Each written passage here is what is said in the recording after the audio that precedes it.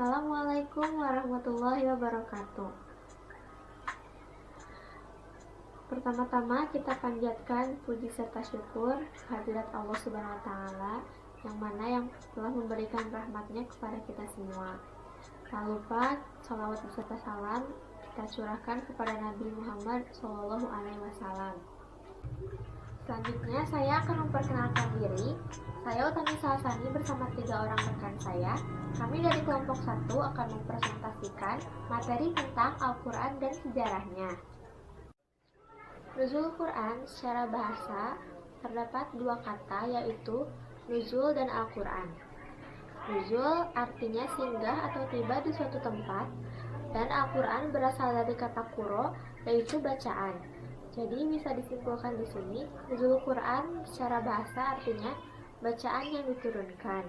Nuzul Quran berarti peristiwa penurunan Al-Quran dari Lauhul Mahfuz ke Baitul Izzah yang ada di langit dunia kepada Rasulullah SAW melalui malaikat Jibril secara berangsur-angsur sesuai dengan peristiwa-peristiwa dalam jangka waktu 22 tahun, 2 bulan, dan 22 hari atau kurang lebih 23 tahun. Nuzul Quran terjadi pada malam Jumat pada tanggal 17 Ramadan di Gua Hiro. Peristiwa nuzul Quran tercantum pada potongan Quran Surah Al-Baqarah ayat 185. Bismillahirrahmanirrahim. Syahrul Ramadan alladzi unzila fihil Qur'an hudal linnasi wa bayyinatin minal huda wal furqan. Bismillahirrahmanirrahim. Selanjutnya saya akan menjelaskan tentang tahap-tahap turunnya Al-Quran.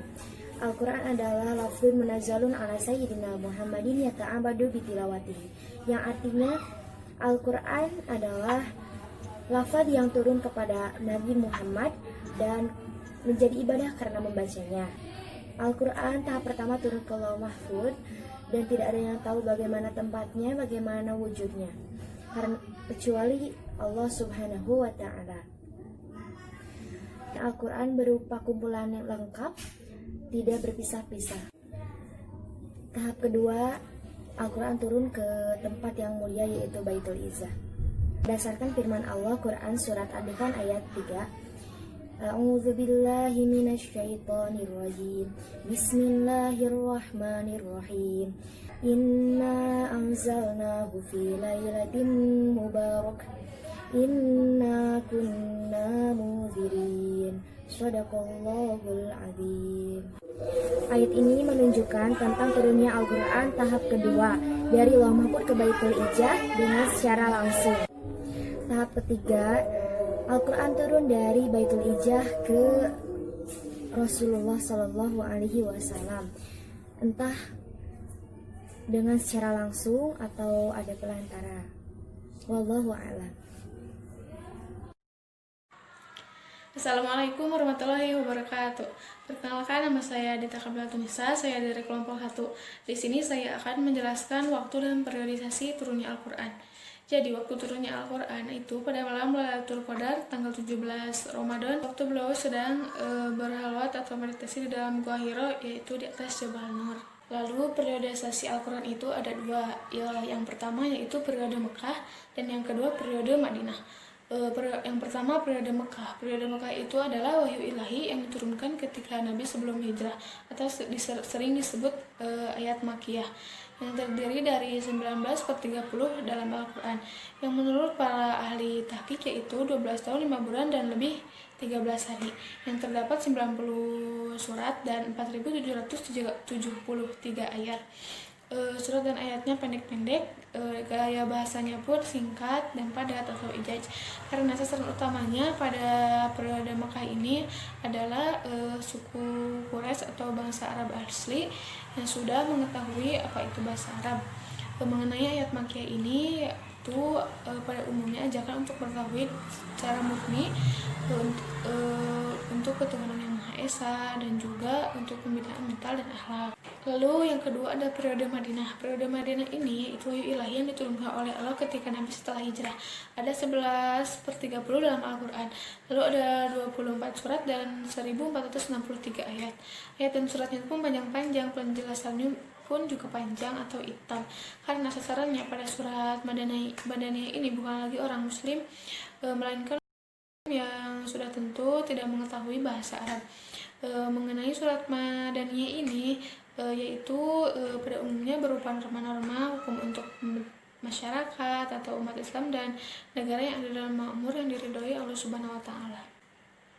Demikian penjelasan waktu dan periodisasi Al-Qur'an. Mohon maaf bila ada kesalahan. Wassalamualaikum warahmatullahi wabarakatuh.